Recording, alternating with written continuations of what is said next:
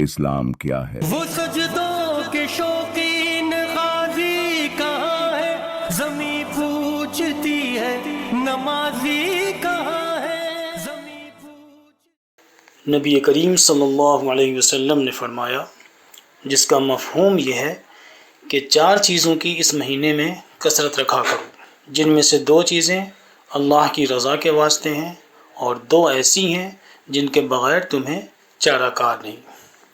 پہلی 2 چیزیں جن سے تم اپنے رب کو راضی کرو وہ کلمہ طیبہ اور استغفار کی کثرت ہے، اور دوسری 2 چیزیں جنت کی طلب اور جہنم سے پناہ۔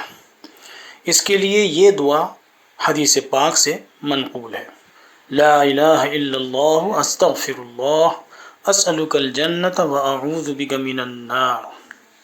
نہیں ہے کوئی معبود سوائے اللہ کے، اے اللہ میں تجھ سے مغفرت چاہتا ہوں اور میں تجھ سے سوال کرتا ہوں جنت کا، اور پناہ چاہتا ہوں میں تجھ سے عذاب النار سے۔